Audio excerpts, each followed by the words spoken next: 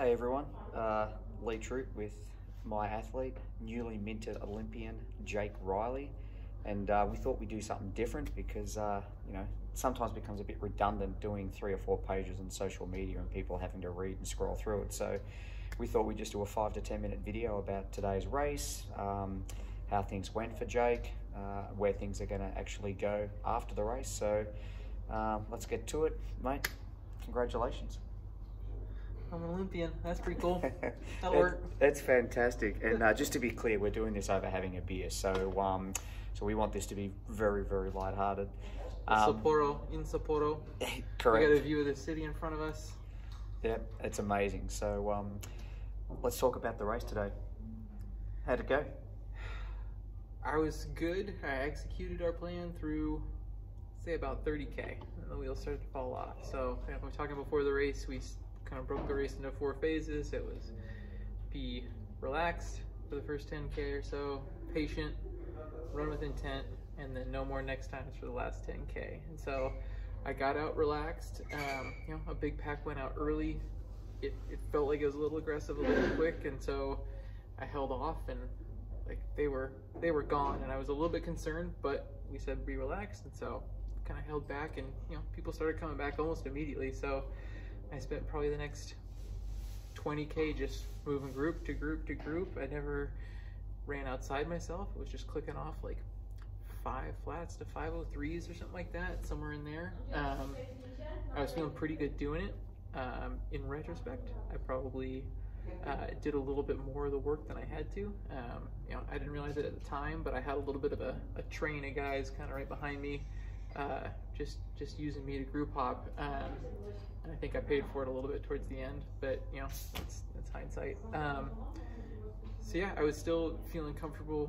We moved through the patient part. I was ready to move after 20K. I was able to pick things up a little bit, increase the tempo, and then right around 30K, I started to fade a little bit. It was hurting. It was starting to be just a little more of a grind, and then right around 35, just monkey jumped on my back, and it just, I don't know, anyone who's ever died in a marathon before knows that once that happens, there's just nothing you can do. And so what had been, this is going to be the time to be aggressive and really start rolling people in, became don't walk.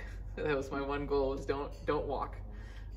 I've taken one walking step in a race, and that was the 2016 trials, and I regretted it ever since. So the goal was don't walk, finish the race, close out your Olympic race with some pride.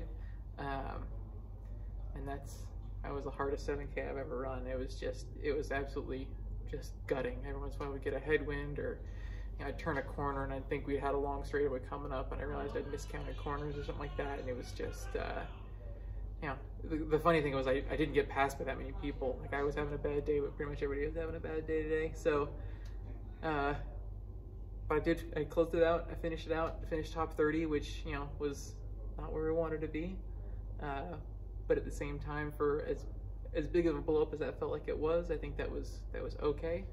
I think I learned some lessons and some things we can fix for the future. And ultimately, I don't think I embarrassed myself out there. I still beat some pretty good guys. There were a lot of people out there today that had a bad day. So let's talk a little bit about the weather, because yesterday the women started at 6 o'clock. In the morning, the weather at the start of the race was around about 78 to 79 degrees, and it got up to around about 86, but there wasn't any cloud cover. It was really, really intense. Today, the weather actually was cooler than yesterday, so there was a lot of cloud cover for a lot of the race. It started out roughly at about 77 degrees, but it only got up to about 81. What was it like out there as an athlete? Did you feel that the weather was intense? Did you feel it was really hot? How did it feel? No, I was actually a little bit chilly going to the start line, because we talked about don't let the heat get on top of you, be cooling yourself early and often. So I definitely started out real good with that, and pretty much every water table I was grabbing ice water, I was pouring it over myself. Did a real good job with that, but yeah, it was sneaky. It kind of it crept up on you, and I could tell when we would go long sections without water to pour on myself, and as the jersey would start to dry out a little bit, I was starting to get a little bit of that cotton mouth. I could feel the heat kind of increasing, that internal temp, especially that last 30K. Like I just wasn't able to cool myself anymore. So, you know, even though it was cooler than yesterday, like it was taking its toll for sure. You know, I finished in just pounding ice water, just, yeah. So it wasn't, you know, that kind of like oppressive, all-encompassing heat that I think they had to deal with in Tokyo, but yeah, it was no joke. And you know, going through the race today, we, you know, had a goal that the A race would be top 10 and a B race would be top 20, and then the C race would be top 30. And you started out the first 5K in 74th. Slowly started to work yourself through the field to the point where at 35K you'd got yourself up into 19th position and had been running unbelievably well, but you ran a lot of it on your own. So you started off behind the second pack. Once you started to reel people in that were falling off after 6 miles or 10K, everyone would latch onto you and then you drop them and you just keep working. What was going through your mind, not knowing what was happening up front, you running a strategically patient race early on and catching everyone? Did you think, you know, geez, this might be a day where, you know, I'm going to struggle to get into the top 30? Or as you were moving through, did you really think at some stage in the race that you could be up into the top 10? For probably through about 20K, 25K, I could still see the lead van. So, I mean, I was down by 40 seconds for a decent amount there in the middle, and I could see that lead van, and there was just a string of guys slowly falling off. Like, I don't know how big that lead pack started out at, but like, we were picking up people coming back from that pack almost immediately. So like, there's about 55 guys in that lead pack to start with. Did not finish with 55. So like, and they were kind of falling off in these little small chunks, and you know, like the way that you want to be doing it in a marathon is like you move group to group, you just keep picking them off as you go. And I was doing that, and you know, I think momentum is an important thing in a marathon. Like, so on the one hand, I was like, boy, if we catch this group, and then I can maybe like kind of take a break and gather myself and kind of tuck in. But at the same time, like, they're going backwards, they're running slower than I am. If I slow down and kind of hang out with them for a sec, and I'm gonna have to get back into gear. And you know, our goal was pick people off, move progressive. And so I would get to the group, and then I just try and maintain my pace, which meant move through the pack and move up, and that was working out fine. Like, you know, I had success with it early on, so I was like, okay, well, we can just keep this momentum. And you know, I was feeling good until I wasn't, and so it was working until it didn't. Were you nervous though? Like when your coach gave you your plan and everyone takes off the way that they do, and you go through 5K and you're sitting in 74th position, do you really have that inner belief that, yes, this is the plan, I know I'm going to run up into the top 10, or do you think, oh, geez, I don't know, like, maybe, you know, this might not work? I mean, it's a pretty daunting thing as an athlete to see 50 plus runners take off up the road. You want to be top 10 and you're in 74th. So I guess from a confidence point of view, were you always confident going through, or was there any point in that early stage where you were like, oh, gee whiz, you know, I've probably not been given the right instructions from my coach? I think you've earned yourself a bit of leeway in terms of directions. And like I said, like when we talked before the race, we said that the heat's going to get on top of people, they're going to come back. And you know, I was checking my pace, like we said, if it's hot early on in terms of pace, like if it's quick early on, don't go with it because people are going to come back. Now, you know, again, hindsight, maybe I should have gone with that lead pack, but like you saw plenty of talented runners get thrown off the back of that thing. So who the hell knows if that would have worked out for me? I was clicking, like I said, I was clicking off like 5 flats to 503s, which I think is reasonable to expect in these kind of conditions. Like that's pretty close to my PR pace in hot and humid, and like, you know, a lot of people paid for going with that pace early on. So it was a little bit intimidating to see that many guys go that quickly, and I was a little bit worried about it. And especially when that pack held as big as it did for as long as it did, when it was still there at 20K, then I started to have some concern, like, okay, maybe not enough people are going to be falling off the back of this thing. But I was with a guy from France. We've been kind of trading back and forth, and we were still together at around 30K. He ran... That was Amoni that was finished 17th. 12th.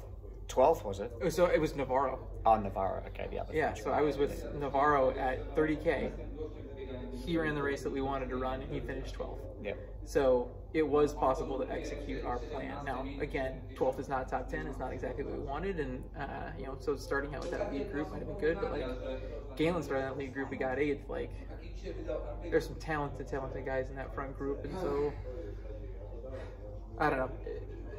That's the sort of path not taking you can't fully commit to. So I don't really have any regrets. I think it was the right plan. Maybe I should have been just a little bit more aggressive early on, but I don't have any regrets with us taking that shot. That was kind of how going in, how I wanted to run it. And well, for 33K, I was sitting there getting extremely excited. I was with Mike Smith, the coach of Galen Rupp, and obviously we're tracking everyone going through and being on the course at the drinks table. So just so that you know, we are not allowed to out on the course. We're in a hotel, and the only time we can leave the hotel is to go to a training venue and back, and then to go to the race, we can only stay at the start-finish line. So we were given the opportunity to go out on the tables, and all the coaches put their hands up to be involved.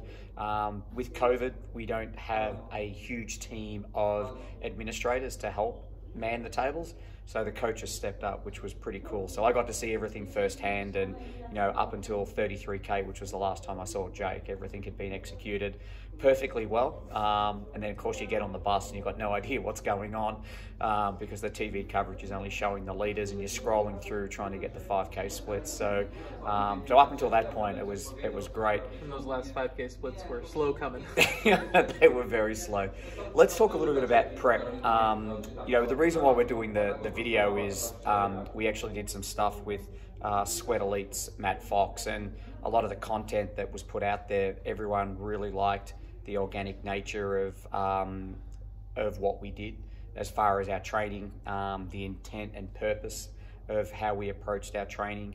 And so having seen some of the insights of our training, I guess I just want to ask you, as far as the preparation went, that 16-week block leading in, from training that had to be done, the races that you had to do, and then also the heat acclimation that you had to do. How did you find it all? It was good. I think it would have, planning a little bit earlier so we could have gotten in that 18-mile progression. That was the one kind of key workout we weren't able to do. We made the trade-off that I went to Charlottesville, Virginia, and then I had to go to Eugene, and we traveled a little bit more for this segment than we have in the past, and we weren't able to get it in. So I think the trade-offs that we made were good. I really wanted to get Teller in, and I think Teller was perfect prep for the kind of race it was. I mean, it's perfect marathon prep, I think, in general, but also it was a hot-ass day out in Teller, and it was a 5K grind towards the finish, which is exactly what today was supposed to be. So what we got in, we did well, and it was quality, and I think we prepared for the race the best we could given the schedule. I also think we started just a little bit late because I was dealing with a hamstring issue. I think maybe, I don't know if an extra couple weeks it would have really changed anything, but it might have given us the room to put in that progression run. But other than that, we were coming around at the right time. Like those last couple workouts in Boulder, where I was definitely on the upswing. I knocked him out of the park. That 5-mile tempo was exactly what we wanted to have happen. Felt great on strides yesterday. So I think the body was where he wanted it to be. Yeah, and as someone that's gone to 3 Olympics, I've got to say that this Olympics has been extremely hard on the athletes. I mean, normally we work on a 4-year cycle, and this happened to be a 5-year cycle. Unlike most other countries, the American team was selected 18 months ago. So the pressure on 3 young men and women to maintain their form and fitness after having already qualified for the Olympics has been super intense. And I think, just getting to the start line of the Olympics is hard, but having to get to the start line during COVID has been extremely hard. And so when you see a lot of those athletes that were out there today, a lot of them struggled because of the weather, also the nature of the marathon. But we really don't truly understand how hard it's been for them to be able to train. I mean, some countries have been in lockdown where people couldn't actually go and train. They could only stay within the vicinity of, 2 or 3 miles of their house. They've trained on treadmills. For me, it certainly created a point of where I had a lot of sympathy for the athletes based on the restrictions that they've had. So I think there's a lot, as the viewer, when you sit there, you watch things on TV and you look at splits, but you don't truly understand what a lot of the athletes behind the scenes have had to go through. And being coaching Jake, during this whole time, it's been tough. Jake only had 3 races leading up to here because we had COVID for 12 months. There was no racing, and one of the races we threw on the schedule was a 5K in Nashville, and we did it off a 100-mile week, which it means nothing, but I wanted him just to do a tough track race off tired legs with really high 90% humidity, which would replicate what we did here. So a lot of moving pieces during this whole point just to get to the start line. So Chris Wardlaw always had a saying for me when I was in Australia, and he was like, step 1 is basically having to run the time, step 2 is being selected, and then step 3, which is the hardest one that often gets overlooked, is actually making it to the start line. And we saw a number of athletes, and particularly Ethiopia. A lot of people have been critical of Ethiopia. The Ethiopian team only got in here 3 days ago, and the travel that they had to do from where they were to get to the airport, the travel of flights to actually have to get here, and then by the time they got in through all the COVID protocols and got checked in, they were just tired. And it's really unfortunate what they had to go through, but every athlete in some way, shape or form has been affected fairly significantly coming into these games. So I certainly want to do a hat tip to every athlete, because this was just not a games that I have ever seen. I don't think it's a games that we'll ever see again, and hopefully from this point moving on to Paris in 3 years time, a lot of it will have a lot of athletes, but particularly like Jake, will have some steely resolve to settle up for another one. So yeah, didn't get my opening ceremonies, didn't get my closing ceremonies. Yeah, but I'm gonna wear my closing ceremony outfit to dinner tonight. It's just gonna be you and I. Oh, I'll try and find you one. You can wear my opening ceremonies outfit. I mean, they're the little things, right? The Olympic experience of going to an opening ceremony, closing ceremony, mingling with other athletes around the world, going to the, going out, like being able to mingle and showcase what Japan has to offer by going to little eateries and meeting people. All that stuff has been taken away, which has made it a really tough games. But the Japanese have done a fantastic job, all things considered. I mean, there's a lot of people that are working here, and they're all volunteers. And there are some people in Japan that didn't want to have the games. But the people that are here, the volunteers, the organising committee, they have worked as hard as they could to deliver something. And I guess for some people it might not have been ideal or up to their level of expectation, but we could have not had a games. And I can tell you that, I mean, Jake can probably add to this, but if we probably didn't have the games now, do you think you could have survived another 12 months? Of course. I'll do anything for the Olympics. I'll grind as far as I need to go to the Olympics. It would have sucked. It would not have been fun. But not for your coach. The up and downs. So where to from here, mate? I mean, you finally now are an Olympian. You've done something that not a lot of people can do. A lot of people want to, but you've now done it. What happens from here? Like, I mean, I know you're going to go on a holiday with your lovely partner, Cody. You're going to decompress, and then you're going to come back to Boulder. Where do we go for the remainder of the year, and then what does the future look like? Well, a little bit of that's going to depend on COVID still, but I got a lot of bucket list marathons I want to run.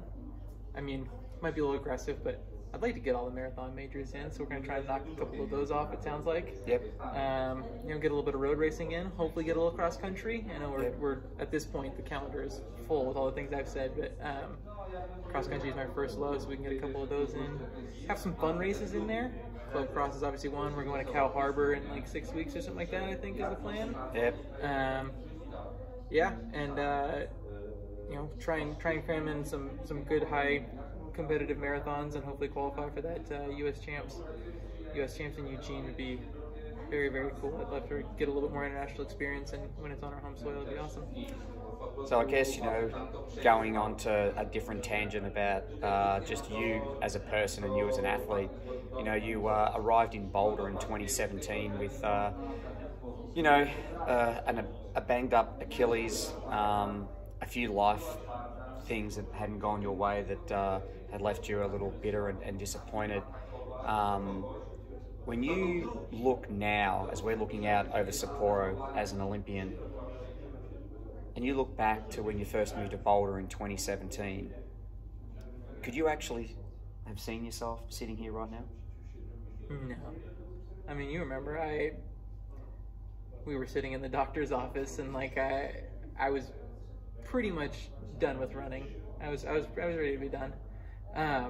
Or, you know, I was on the cusp of like, if this doesn't work, I'm out. And so, you know, and we were going into Chicago. It was, I think my goal was 218. Like, let's qualify for the trials. And you came back to me with like, I think a 212 or something like that. And I believe I gave you a quizzical look. Like, what are you talking about? So I had a very different vision for how this was going to go. So, yeah, making the Olympics was not on my list of probables. It was like, it'd be fun to try out, but I don't know. I was pretty much ready to give up that dream. So, what's been the difference between that attitude when you arrived to the attitude that you have now, that is just someone that is driven, methodical, meticulous, hardworking, passionate? You know, what I mean, we don't have to have the whole spiel, but just like what were some of the things that has put you to be in a completely different position and just be a completely different person than what you were when you first arrived? I think I'm a lot more well-rounded now. You know, I think my time off with injury gave me an appreciation for the little things it takes to be a good athlete. So, you know, doing the sleep and the nutrition and the core and the mobility, and, you know, I see a massage therapist and I see a physical therapist and all that kind of stuff, but I also I work a lot harder at kind of finding a balance in life. So like I said, I'm living with my partner now, and I was going to grad school and I work part-time, and that was not something I did earlier on in my career. And I think also just a different perspective, you know, when you get ready to quit and then you come back and you have this level of success, like, or you get this second chance, it certainly makes me a lot more appreciative. And that's, you know, that's the no more next times thing. Like, you never know when it's all going to be taken away or when you're not going to be able to have another opportunity. So try to embrace them when they come along. And yeah, from here on out, it's just it's all gravy, baby. I love it. Now, a lot of people that have followed your story have found you to be inspirational, you know, to have given them hope. And I'm not talking about them just all of a sudden thinking that, you know, they can go from, you know, a 4-hour marathon to making the Olympics, but you've given them hope in the state that it doesn't matter how old you are, it doesn't matter what adversity you've gone through, that you can come out of the other side of it to still achieve your goals and your dreams. And I think, you know, that speaks volumes about the way you present yourself, but then the storytelling part that comes with it, because you're very open, aren't you? Like, you like to be able to just tell the truth and let everyone know exactly where you are and how you feel. I don't know. I don't think anybody is served by trying to make this an obscured process, like running as a small community. And I think, you know, if we're not open with each other, it just makes it harder for us, you know, kind of grow and come together. I will say, you know, to the people out there that are going with injuries or whatever it is, like, part of it is perseverance and stick to it, and, you know, keep banging your head against the wall till you break through. But I think a big part of it for me was also surrounding myself with new people that have my best interests and we work well together. So started with you, but it's kind of become the whole Boulder community has certainly been a huge part. We've got a great family, haven't we? Yeah. We've done pretty well, right? You know, like, now a lot of people have said that you know, Jake's lucky to have me, but you know, honestly, I think I'm pretty lucky to have Jake, because at the time we were both going through some shit.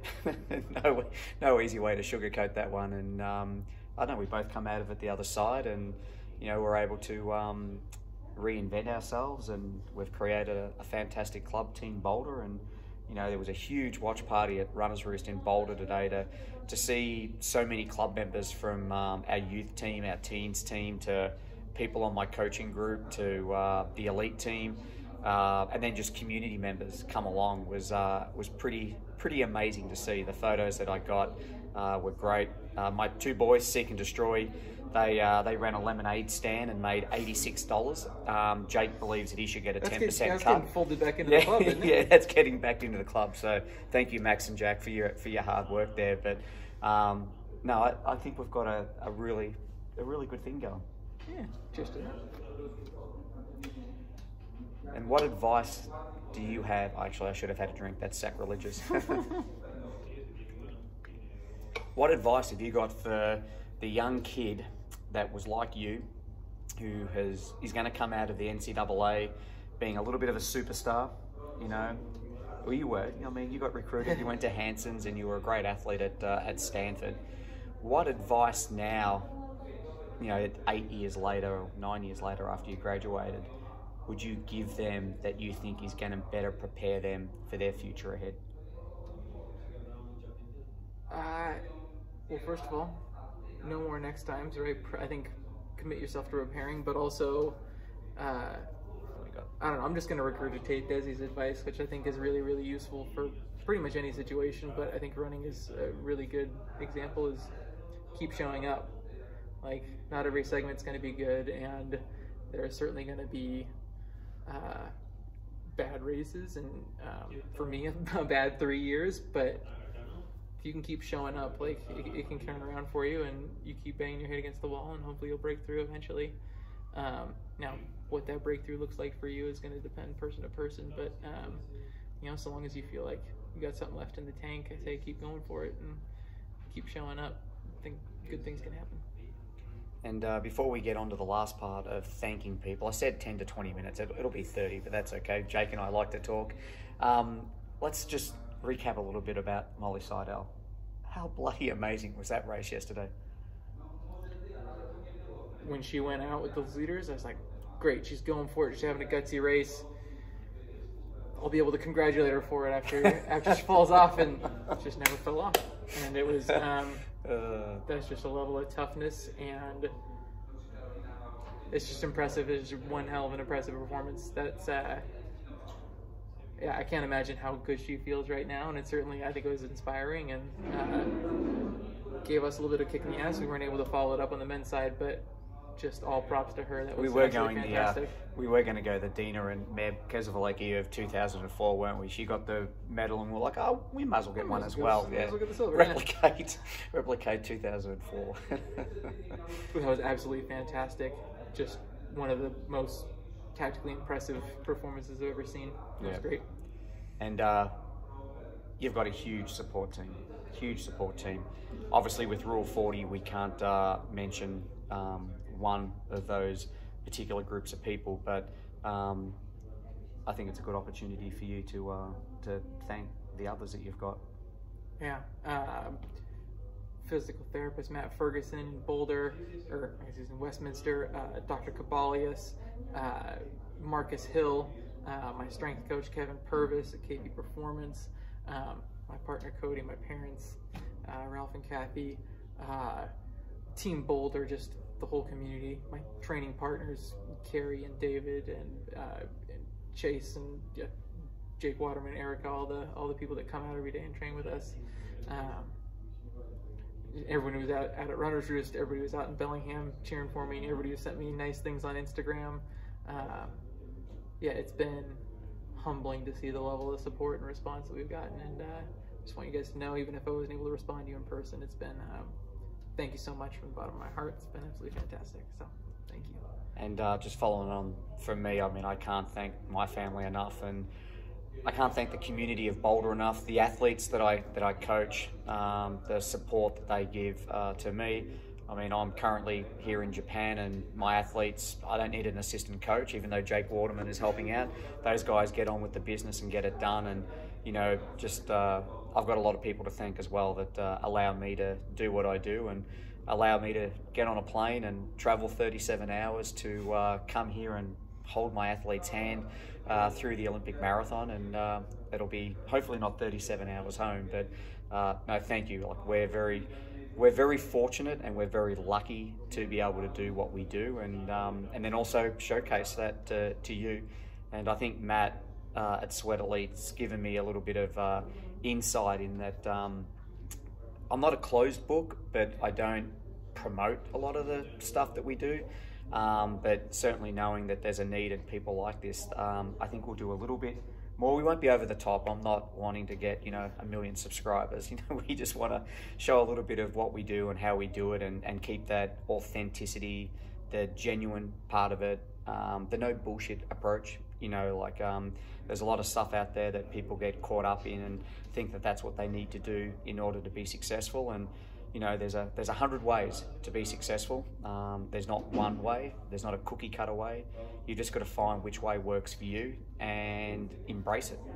Enjoy the process and put your head down and work hard. And if you can do that, anything's possible.